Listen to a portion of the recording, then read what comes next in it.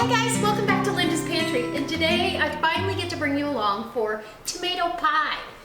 I finally have enough tomatoes out of the garden that I've got layered here. There's enough here to make a pie. So you want 3 to 4 layers of about 1/4 of an inch thick cut pieces on as big as your pie plate. That's how I gauge whether I have enough or not. This is 4 layers and each layer is salted. So if you guys like tomato pie, hit that thumbs up button right now because this is delicious. And these are early girl tomatoes. I salt them so they can release some of their juices and cover them with paper toweling, and it helps. And then your pie isn't so watery. So we're gonna start with the pie crust. Pie crust is so good and so easy to do. And today I'm using lard. Sometimes I use half lard, half butter, but I always use Kerrygold butter if I do that. The filling is going to be comprised of tomatoes, fresh herbs. I've got fresh Italian parsley and basil out of the garden. We're also going to have some mozzarella cheese, some Asiago cheese, and what? Bacon. Now you're thinking the bacon is going in the filling, but it's not. It's going in the pie crust. All right, guys, I'm gonna bring you in close so you can see how I make this, and ooh, yum. Okay, and while I'm bringing you in, don't forget, check the links below. I've got a couple of new links. I've got a new Amazon link that's a generic link. You go shop for whatever you want through that link, and the channel gets a little bit of credit for it. It doesn't cost you a penny more. In fact, a lot of times you can find better deals on Amazon than you can in the store. The other link that's down there is a new venture for me. I joined up with Thrive, which they have an array of freeze-dried foods for long-term food storage and or short-term, and convenient. Oh my gosh. And so I'm going to start giving you a video now and then on some of those things as I try the different products. I've already been in them, but anyways, there's a link down there. You can go over there and shop if you want, and check out what they have. I'll tell you, the stuff that I've tried so far has been phenomenal. Low sodium. It takes the guesswork out of mealtime. If you don't have time, it takes literally minutes to rehydrate freeze-dried food, and you can put a meal together in no time. So anyways, if you want to see those videos, leave me a comment in the comment section. Come on in and let's get this tomato pie together. I've got my oven preheated at 400 because I'm gonna blind bake my pie crust in my cast iron pie pan. And what that's gonna do is prevent all the juices and everything from making that bottom crust soggy. We don't want it soggy. All right, guys, come on in. So the first thing that I'm gonna do is get my lard, and this is 1/3 cup of lard. I'm only gonna need a bottom crust, so we don't need a huge recipe for this. I'm going to put in 2 cups of all-purpose flour, and there you go. And there. Put this to the side. We need a teaspoon, a light teaspoon of Himalayan pink salt, and this is a really fine salt. It's not a coarse ground.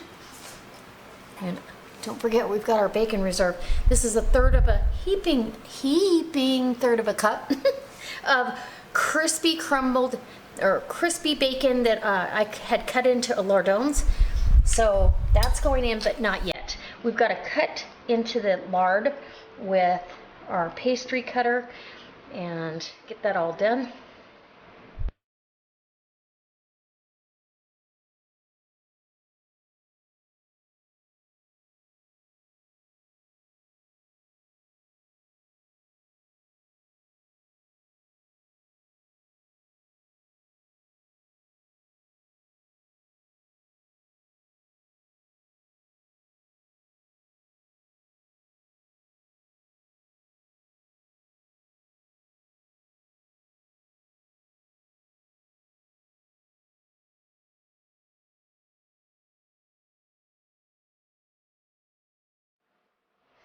Okay, so my pie crust is done. And you see all the bacon? Yum. Oh my gosh, I'm super excited. Now I'm gonna blind bake this for about 8 minutes at 400 degrees. Go ahead and push this up. You can put beans or weights in here, but I'm not going to. All I'm gonna do to make sure that it vents some steam is poke some holes here, and it'll allow it to steam. And I had to patch in a couple spots, but that's okay. I don't mind. And I want a rustic crust. I don't want it to look like it came from the store. Okay guys, so I blind baked my pie crust for about 8 minutes on 400 or 25. And I'm doing it in the on the counter oven because it's over 100 degrees outside. I am not heating my house up with the big oven. And had I been able to be home earlier, I would have done this out in the sun oven because it makes a fantastic item to put in your sun oven. So you'll see that your pie crust shrinks back a little bit when you blind bake if you don't use weights. I'm brushing just the outer edge with egg wash because it's hard to do once your filling's in there. So I want this to be beautiful. Nothing prettier than a egg washed pie crust. And if some of it drips down in, no worries. Okay, so first things first. Now we're gonna take, it's still a little bit warm and it puffs up. Oh, it's gonna be so delicious. Okay, so we've got our tomatoes here, and I want to take and really kind of blot off. For one, you're blotting off some of the salt and moisture. So get that blotted and layer down. Whoops, you know what? I'm out of order. Hold on. You need a layer of mozzarella cheese. Gosh, what am I thinking, right?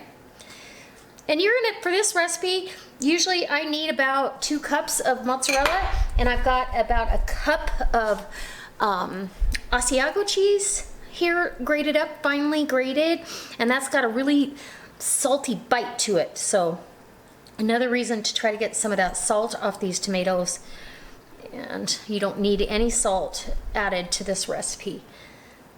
Get your layers. Oh my gosh, my mouth is watering. I know how good this is, and it's one of our favorites in the summertime. So next layer here, let's blot. And some of these have quite a bit of juice in them, and I don't even mind part of that. Now I'm gonna add some freeze-dried, believe it or not, garlic. Freeze-dried garlic. It will absorb some of the juices.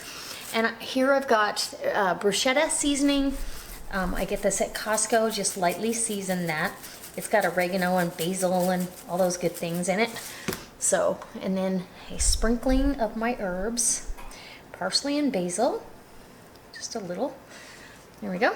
And we need some more, we need a little bit of a layer of Asiago, just a light sprinkle because it's a pretty strong cheese.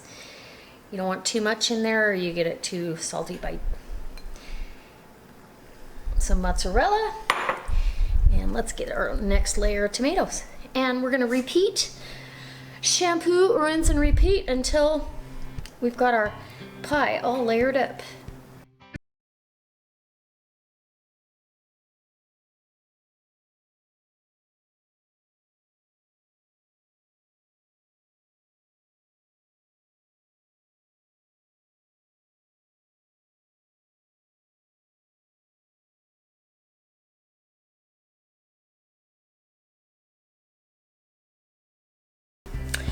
Okay, so here's the finished product, and this is how it should look.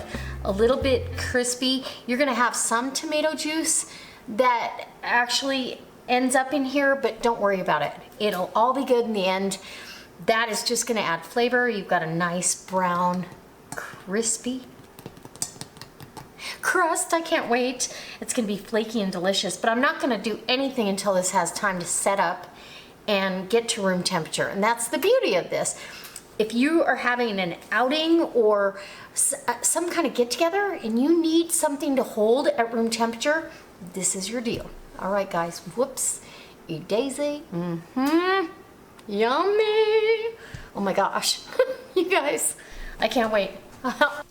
Okay guys, so here's the finished product, and it is beautiful. I am so excited. It smells delicious.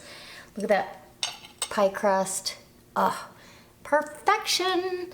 Wait, There's bacon in there. Oh my gosh, I cannot wait. Okay, so I'm gonna do this my left-handed self here. And I probably could have let this set up a little bit longer just because, you know how it is. And I think my bottom crust got a little bit, nah, it's not too brown. But definitely, gotta cut through it because it's a little thicker than a normal, but flaking apart. Thicker than a normal pie crust. This bite is totally falling apart, but that's okay. We have cheese, we have tomatoes, we have herbs, we have pie crust. That's good.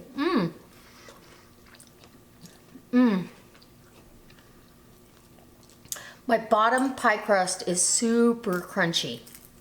This is my top, so you can see how flaky it is. Piece of bacon. Oh, so good. Look at that flakiness. Yum. One more bite, and I'll let you go. Yeah. You just have to bite through that bottom crust. Here, let's put this little piece of crunchy top crust on there. Oh my gosh, you guys, it's so delicious.